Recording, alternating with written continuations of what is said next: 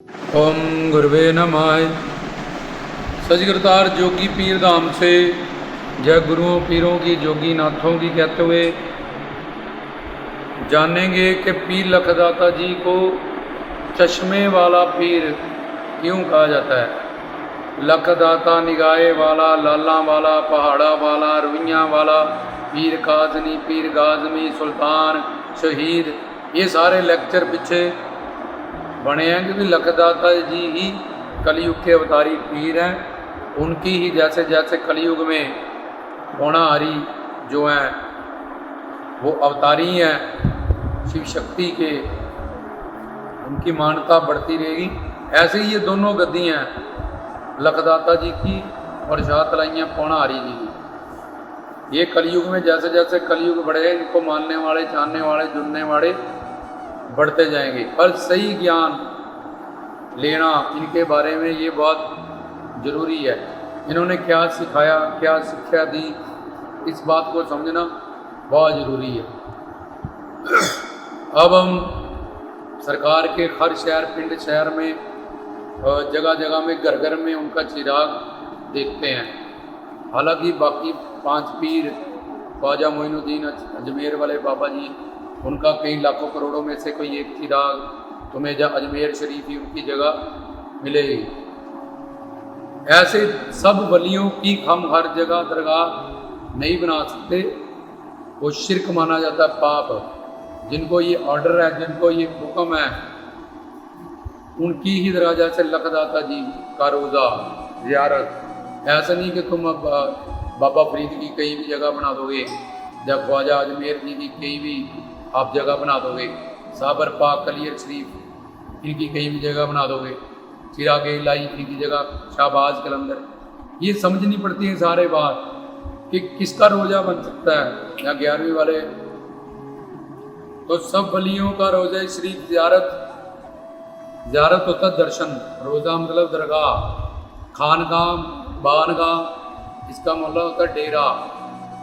कहना पीर की खान का है ये, उसके धाम डेरा, जहाँ दरगाह, जहाँ बैठ के इबादत खाना, इबादत सिखाई जाती है।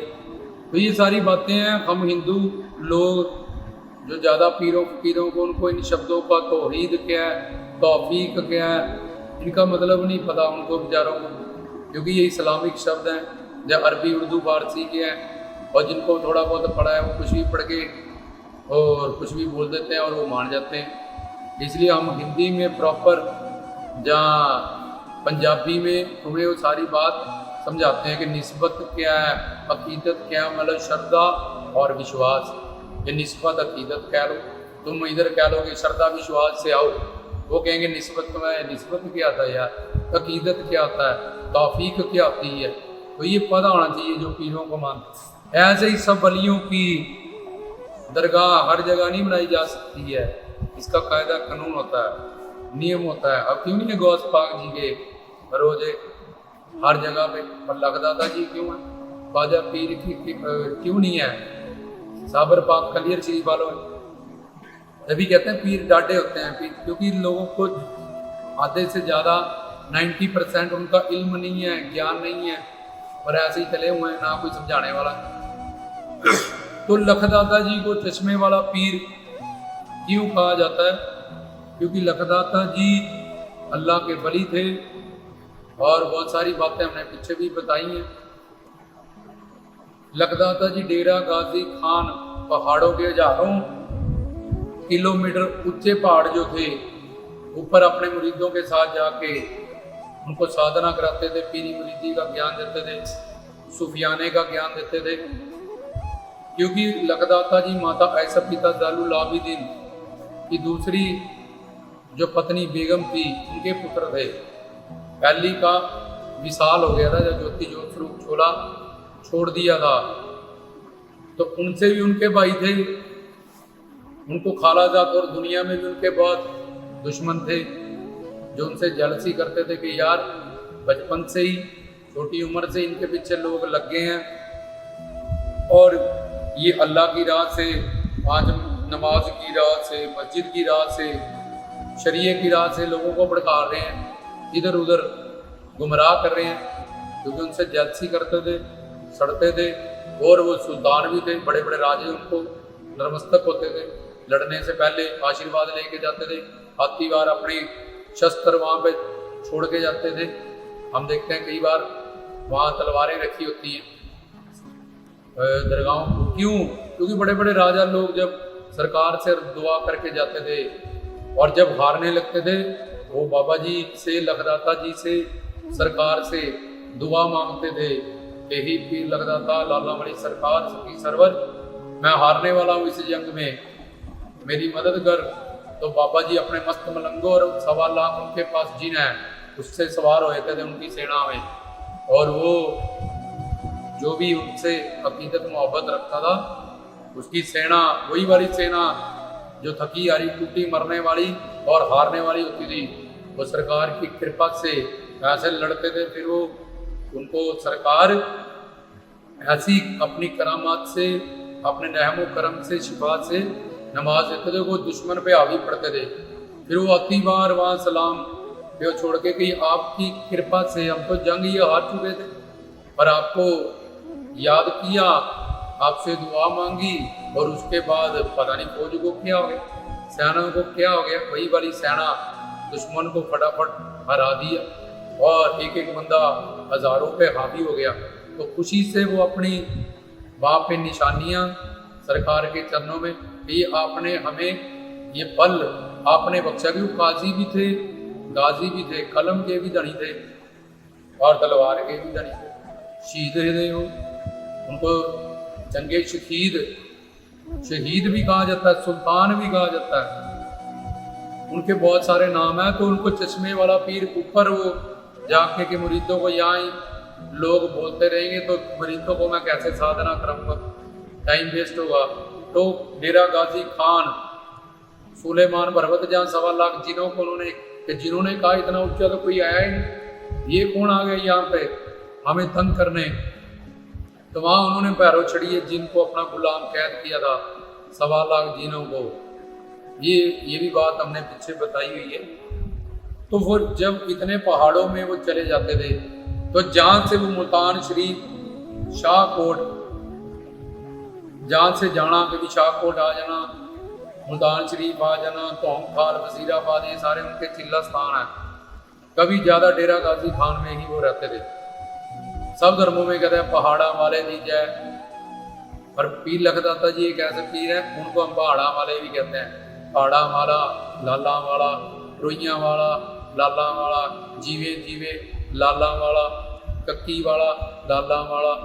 तो उनको हम पहाड़ों वाला पीर भी कहते हैं लखदाता जी को। जैसे हम जयकारे लगाते हैं सनातनी लोग या हिंदू लोग के ऊंचिया ऊंचिया पहाड़ा वाले बाबा जी थोड़ी, तो ये लखदाता जी के साथ ये पहाड़ों वाला जयकारा भी जुड़ा हुआ है। वो ऐसे पीर हैं, सब धर्म के लोग ही नहीं, हर चीज उनके साथ जुड़ी है।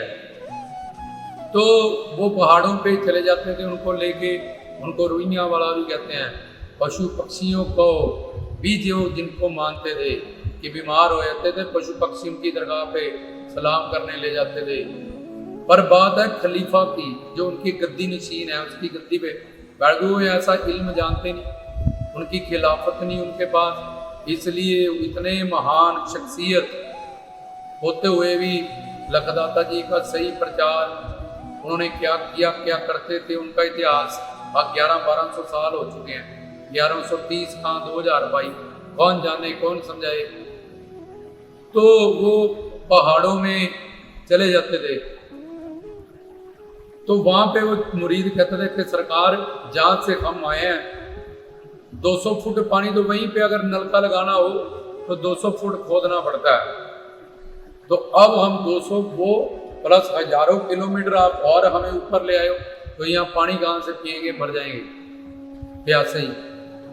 वो जहाँ जहाँ पे वो निगाह करते थे और ला इलाहा इल्लल्लाह कह के, या अल्लाह का कलाम पढ़ के, कि तेरा सखी लाला वली सरकार जिसको हम कहते हैं, तेरा वली, तेरा आशिक, अपने मुरीदों को लेके यहाँ पीरी मुरीदी सुफियाने की रूहानी इल्म देने आया है। अल्लाह ताला खुदा, तो अपने वलियों की अपने आशिकों की, खुद उनके लिए सब कुछ करता है। तो अल्लाह के नाम पे यहाँ पे चश्मा जारी कर दे पानी का, तो जहाँ जहाँ वो अपना हाथ मार देते थे, वो 200 फुट वहाँ पे जहाँ से आए हैं नलका लगा के पानी आता था, और 200 पर हजारों किलोमीटर और दूर चले गए तो वहाँ पानी के फुहारे कह लो, उसको अरबी उर्दू में चश्मा कहते हैं। तो वहीं से जहाँ जहाँ सरकार नजर कर देते थे, हाथ से मार देते थे ऐसे, तो वहीं से झरने चलने लगे थे पानी से। और उस पानी में जो भी उसको पीता था जाके, क्योंकि वो रहमो करम हो गया वली का, अल्लाह का, तो उसको शारीरिक बीमारी हो, कुछ हो, कस्म रोग हो, गुसल करना मतलब नहाना, जहाँ वजू करना, हाथ पैर मुंह धोना, इसको वजू कहना कहते हैं। गुसल करना मतलब स्नान करना, तो वहाँ जो स्नान करते थे, जहाँ गुसल करते थे, जहाँ वजू करते थे, आपको समझा रहे हैं हम ताकि आपको समझ में आए। उनकी सारी शारीरिक बीमारियां दूर होती थी, उनकी मनते अरदासे, आज भी वो झरने चश्मे वैसे ही वहाँ पे चल रहे हैं। और जब वहाँ जाके वो कुल्ली डाल देते थे कि इसमें सरकार रहेंगे और इसमें मुरी, तो वो कखा दी कुल्ली लखा दी हो जाती थी। वो लाला वाले पीर थे, कखों से बनानी, लकड़ियों से बनानी, और जब सरकार ने बीच में बैठना, उसमें प्रकाश आ जाना, उसका रंग रूप बदल जाना, क्योंकि इनका नाम मिट्टी को हाथ लगाते रहे, खड़े को सोने वाली मोती जवाहरत बना देते थे। तो कखों की कुल्ली लखों की हो जाती थी। तो ये बड़ी बड़ी बातें हैं जो उनके साथ जुड़ रखी हैं। तो बाकी बंजर जमीन पे चले जाते थे, हरी भरी हो जाती थी। और अगर वो बंजर पड़ी है, क्योंकि वहाँ पानी लगाने का कोई इंतजाम नहीं है कई 100 किलोमीटर तक या 10-20 किलोमीटर तक, तो वहाँ भी अपने आप के लखदाता जी के यहाँ चरण पड़े हैं, ये हरी भरा हो गया खेत। तो अब यहाँ पानी, वो कहते थे पानी पर कहाँ लगेगा आगे, तो वहां से भी वो चश्मे फटते थे और आकाशवाणी होती थी कि लखदाता जी के हमारे वली नवाजे के हैं, वलियों के, पीरों के सरदार हैं, पीर खानो पीर हैं, इनके खेतों को पानी आप अल्लाह खुदा लगाएगा। तो वहां से भी चश्मे फूट जाते थे। उनके अपने खेत, जब उनके हिस्से में जमीन आई बंटवारे में, तो उनको बंजर जमीन जानबूझ के दे दी गई। तो वहां भी जब वो गए, उन्होंने कहा इसको मेरा अल्लाह ताला खुद ठीक किया। तो सबसे ज्यादा वहां पे फसल हुई, हरी भरी हुई।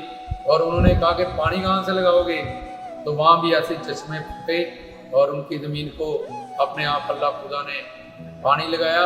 फिर रात को खेतों की रखवाली करते थे, जो अनाज आता था, खाना खाती थी, जहाँ जो भी फसल होती थी, रात को गोदाम थे, वहां ड्यूटी देनी पड़ती थी कि लखदाता यहाँ आएंगे।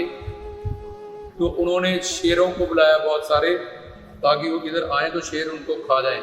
तो सरकार जब आए कच्ची घोड़ी पे, सब शेर उनके चरणों में माथा टेका और उल्टा परिक्रमा करके उनकी रखवाली में खड़े हो गए, उनकी खेतों की, उनके अनाज की, कि देखते हैं अब कौन आता है, हम नौकर रखवाली करेंगे, सरकार आप अपनी इबादत कीजिए। ये सारी बातें हमने पीछे कुछ बताई हैं। तो इस वजह से उनको चश्मे वाला पीर भी कहा जाता है।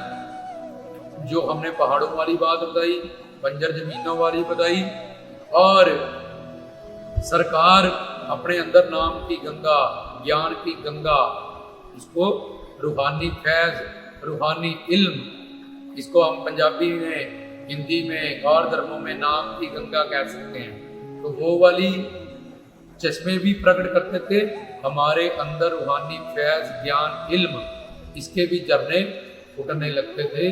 इसलिए भी उनको चश्मे वाला पीर कहा गया। वो नाम की दौलत, नाम के झरने, जो सोई हुई आत्मा है, इसके अंदर मुर्शद जगा देते थे उसको अपने प्रवचनों से, अपने इल्म से, अपने निगाह वाले पीर थे।